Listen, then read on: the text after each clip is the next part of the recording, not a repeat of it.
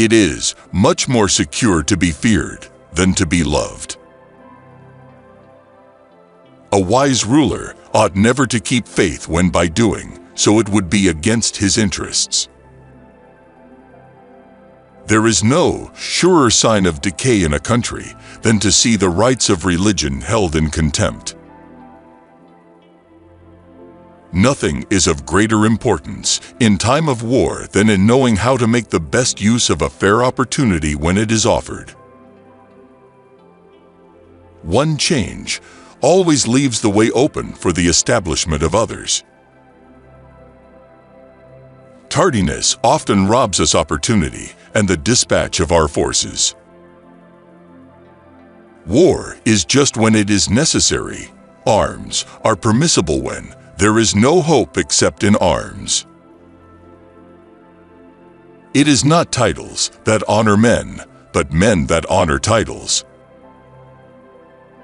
Men never do good unless necessity drives them to it, but when they are free to choose and can do just as they please, confusion and disorder become rampant.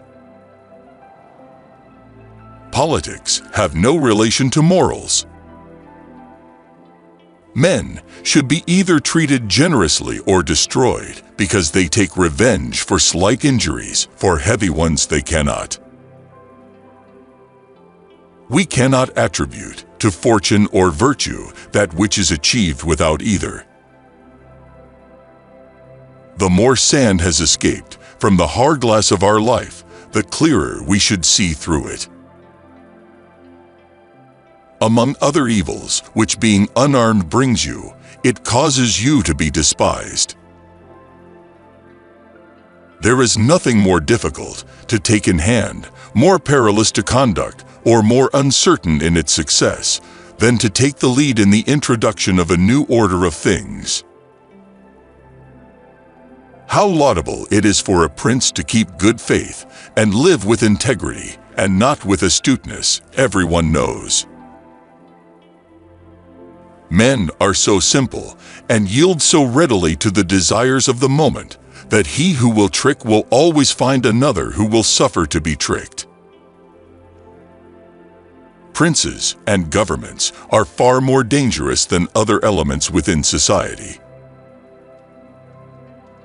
So in all human affairs one notices, if one examines them closely, that it is impossible to remove one inconvenience without another emerging. The best fortress which a prince can possess is the affection of his people. Where the willingness is great, the difficulties cannot be great. It is double pleasure to deceive the deceiver. Hatred is gained as much by good works as by evil. Men rise from one ambition to another. First, they seek to secure themselves against attack, and then they attack others. The distinction between children and adults, while probably useful for some purposes, is at bottom a specious one, I feel. There are only individual egos, crazy for love. Good order and discipline in an army are more to be depended upon than ferocity. It is not titles that make men illustrious, but men who make titles illustrious. Before all else, be armed.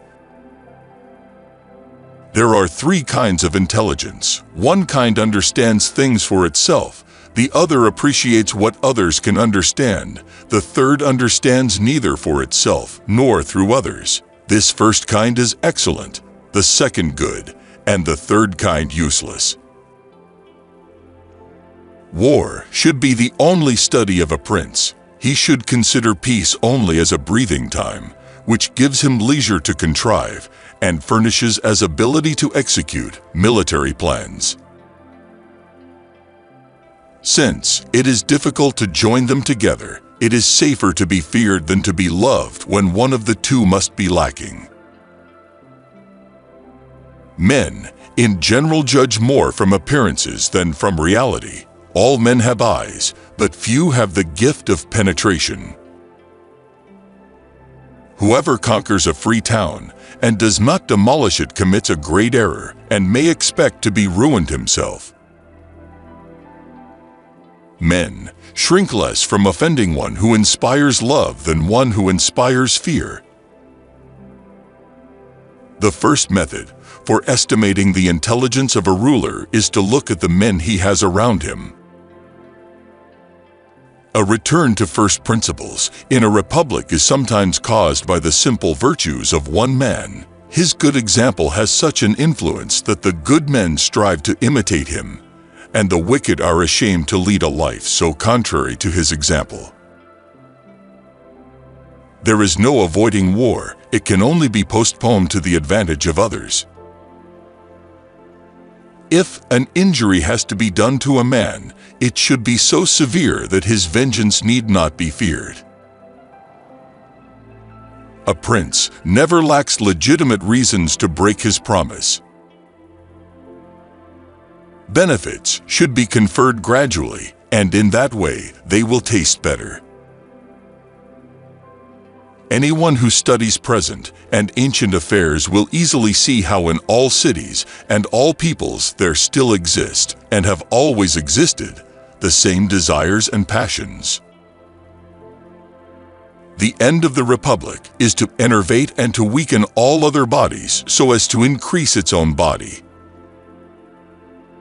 Never was anything great achieved without danger. To understand the nature of the people, one must be a prince, and to understand the nature of the prince, one must be of the people. Men are so simple and so much inclined to obey immediate needs that a deceiver will never lack victims for his deceptions. The new ruler must determine all the injuries that he will need to inflict. He must inflict them once and for all. When you disarm the people, you commence to offend them and show that you distrust them either through cowardice or lack of confidence, and both of these opinions generate hatred. The fact is that a man who wants to act virtuously in every way necessarily comes to grief among so many who are not virtuous. A son can bear with equanimity the loss of his father, but the loss of his inheritance may drive him to despair. The wish to acquire more is admittedly a very natural and common thing, and when men succeed in this, they are always praised rather than condemned. But when they lack the ability to do so and yet want to acquire more at all costs, they deserve condemnation for their mistakes.